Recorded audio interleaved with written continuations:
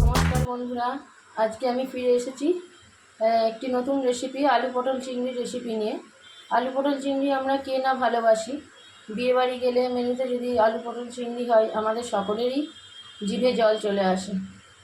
তা আমরা সেই বিয়েবাড়ি স্টাইলের আলু পটল চিংড়ি যদি ঘরোয়া উপকরণ দিয়ে নিজের ঘরে বানাতে পারি সুন্দর করে, তাহলে খেতেও লাগে অসাধারণ, আর দেখতেও তো জিনিসটা অসাধারণই হয়। তা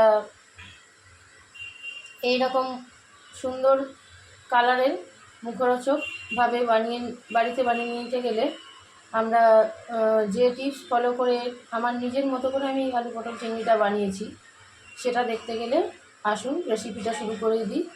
আর আমার প্রথম থেকে শেষ পর্যন্ত সঙ্গে থাকবেন। আমি কি কি মশলা এর মধ্যে দিচ্ছি দেখার জন্যে এবং যে সিক্রেট টিপসগুলো দেবো সেগুলো শোনার জন্যে স্কিপ না করে ভিডিওটা প্রথম থেকে শেষ পর্যন্ত দেখুন। তাহলে আসুন বন্ধুরা, আমরা আজকে পটল চিংড়িটা শুরু করে দিই। পটল চিংড়ি রান্না করতে লাগছে পটল, তো লাগছেই, মেন উপকরণ পটল। তার সঙ্গে লাগছে আলু, চিংড়ি মাছ, আর ফোড়নের জন্য লাগছে জিরে, তেজপাতা, লঙ্কা, আর গরম মশলা একটু নিয়েছি, ওটা আমি লাস্টে একটু হালকা রোস্ট করে শুকনো খোলায় হালকা ফ্রাই করে নিয়ে গুঁড়িয়ে নিয়ে লাস্টে ওটা দিয়ে ঢেকে রাখবো, তাহলেই সেন্টটা খুব সুন্দর চলে আসবে। আর একটা কথা বলে নিই, এখানে আমি আলুগুলো হালকা ভাপিয়ে জলটা ফেলে দিয়েছি, কারণ আলুর মধ্যে একটা তো স্টার্চ জাতীয় জিনিস থাকে, আর যাদের সুগার আছে তাদের ক্ষেত্রেও ভালো না খাওয়া। সেই জন্যে ভাপিয়ে যদি জলটা ফেলে দেওয়া যায়, দিয়ে রান্নায় আলুটা দেওয়া যায়, তাহলে আর সেই ক্ষতিটা হবে না। তাহলে এবার আমি শুরু করে দিই।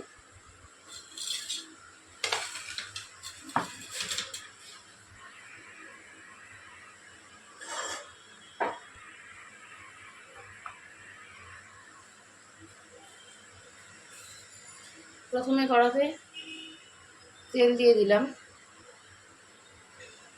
এক এক করে সবজিগুলো ভেজে নিতে হবে। ভালো করে তেলে সবজিগুলো ভাজা হলে টেস্টটা খুব ভালো আসবে। তা প্রথমে আমি কড়াতে তেল দিয়ে তেলটা একটু গরম হয়ে গেলে এই পটলগুলো ভেজে নেব। পটলগুলো দিয়ে দেব।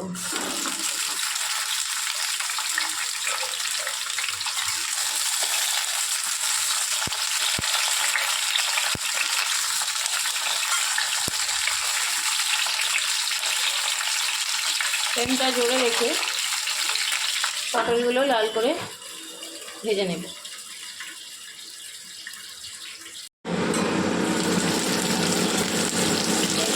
পটলগুলো ভাজা হয়ে গেল, লাল রং ধরে গেছে। এবার আমি পটলগুলোকে একটা পাত্রে তুলে নেব।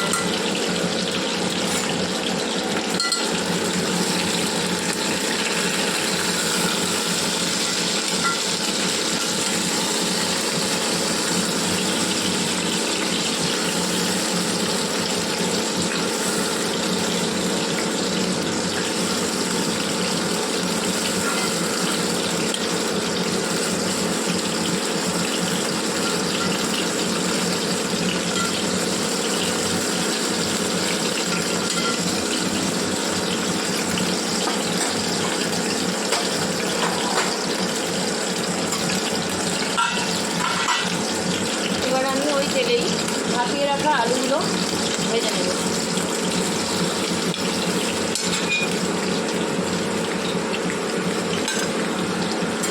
আলুগুলো ঠিক একইভাবে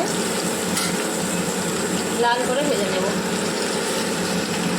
এর ওপর একটু আমি হলুদ গুঁড়ো দিয়ে দেবো, যাতে আলুর কালারটা ভালো আসে।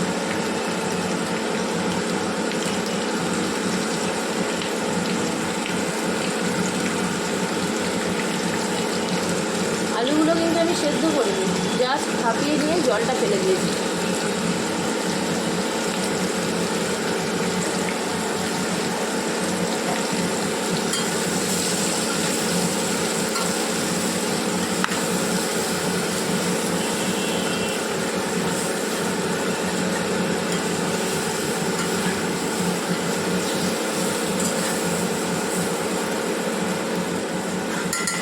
আলুগুলো ভাজা লালচে লালচে রং ধরেছে, এই অবস্থাতে আমরা তুলে নেব। খুব বেশি ফ্রাই না করলেও হবে, কারণ মশলা দিয়ে তো আবার এগুলোকে কষাবো। এইরকম কালার আসলেই হবে। এবার আমরা পটল ভাজার মধ্যে আলুগুলোকে তুলে নেব।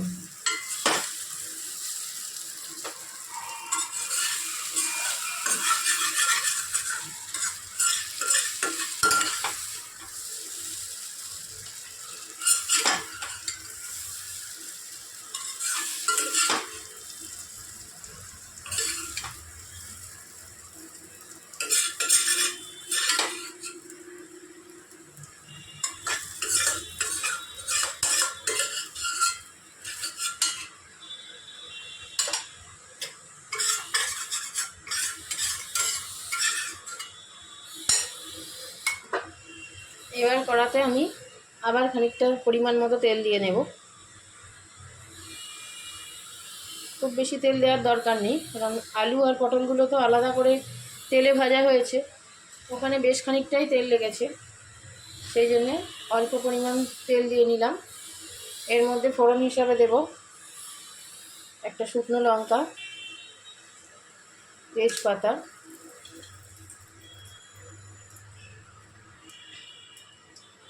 আর এখানে আমি গরম তেলের মধ্যে একটু চিনি দিয়ে নেব, তাহলে কালারটা সুন্দর আসে।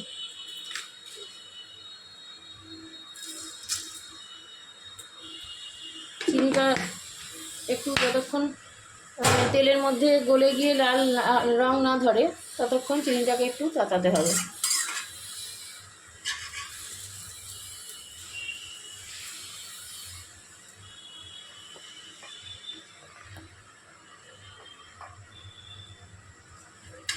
এই দেখুন বন্ধুরা, চিনিটা গলে গিয়ে এরকম লালচে কালার চলে এসছে। এবার এর মধ্যে আমি দিয়ে দেব ফোড়নের মধ্যে জিরে, আর যে মশলাটা আমি পেস্ট করে রেখেছিলাম এর মধ্যে আদা, পেঁয়াজ, রসুন আর লঙ্কা।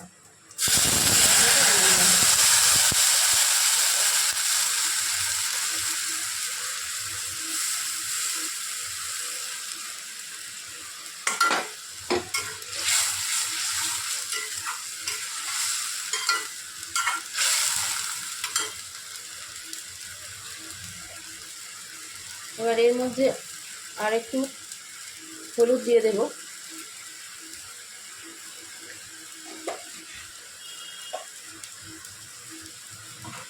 একটু দেব অল্প করে কাশ্মীরি লঙ্কার গুঁড়ো,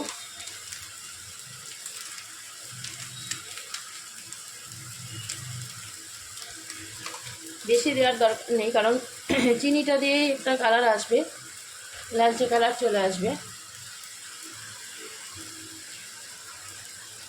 আর দেব আমার সিক্রেট, যেটা আমি আলু পটল চিংড়িতে ব্যবহার করি,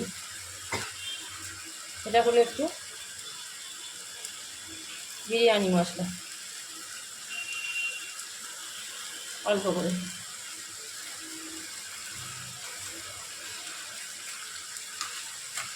এবার মশলাটাকে ভালো করে কষাতে লাগবে।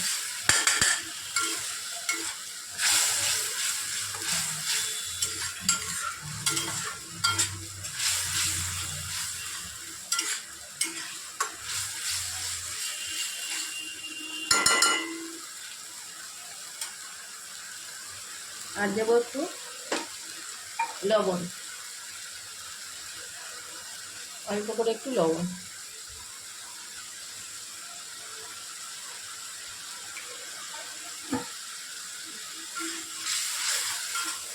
মশলাটা মশলাটা যখন এইরকম পাশ দিয়ে তেল বেরোতে শুরু করেছে তখন আমি দিয়ে দেবো এর মধ্যে ভেজে রাখা এই যে আলু আর পটলগুলো।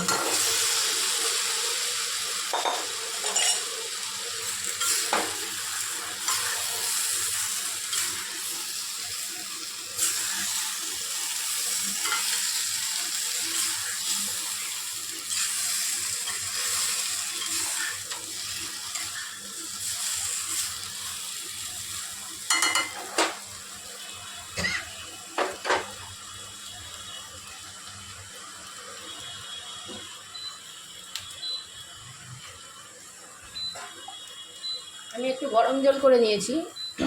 মশলা ধোয়ার বাটিটা ধুয়ে আমি অল্প একটু জল দিয়ে এবার ভালো করে এটাকে কষাবো।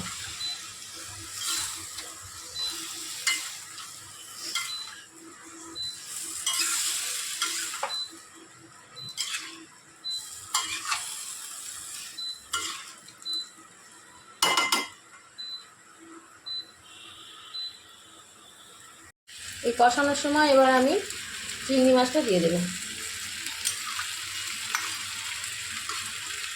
আমি এখানে চিংড়ি মাছটা আগে করে ভেজে নিয়ে নিই। এই মশলা দিয়ে আলু পটলটাকে ভালো করে কষাবার সময় চিংড়ি মাছটা দিয়ে ভালো করে কষিয়ে নেব, কারণ আগে করে ভাজিনি চিংড়ি মাছ বেশি ভাজলে ছিটলে হয়ে যায়, যেটা খেতে ভালো লাগে না। আর এইভাবে করলে চিংড়ি মাছটা খুব সফট নরম থাকে।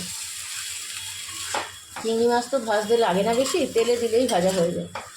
এইভাবে কষিয়ে নিলে মাছটার মধ্যে মশলাটাও ঢোকে, অন্যরকম টেস্ট আসে।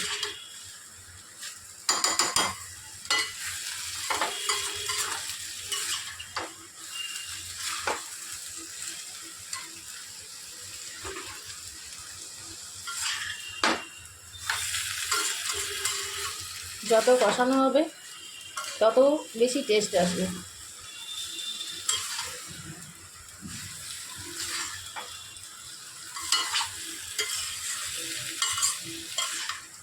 বেশ খানিকক্ষণ এইভাবে কষিয়ে নিয়ে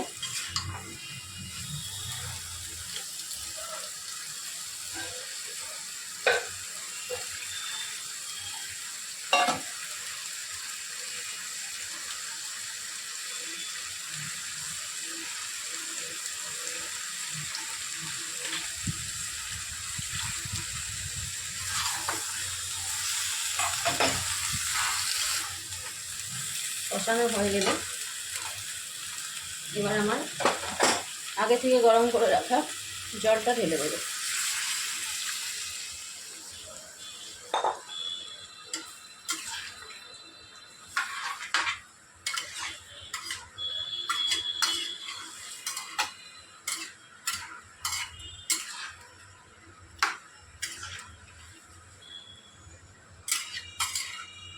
এইভাবে একটু ফুটিয়ে নেব,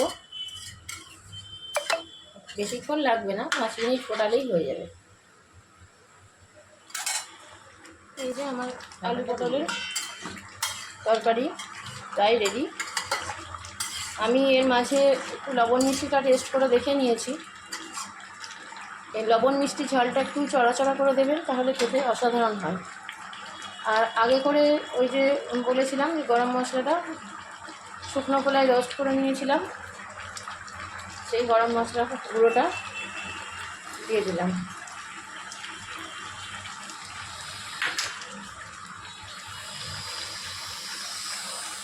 আর দেবো একটু ঘিটা দিলে টেস্টটা অন্যরকম আসে। ব্যাস, আমাদের আলু পটল রেডি। এইভাবে খানিকক্ষণ ঢেকে রাখলে জিনিসটা আরও সুন্দর আসে পরিবেশনের জন্য। এইভাবে আমি খানিকক্ষণের জন্য ঢেকে রেখে দেবো, তারপরে সার্ভ করব।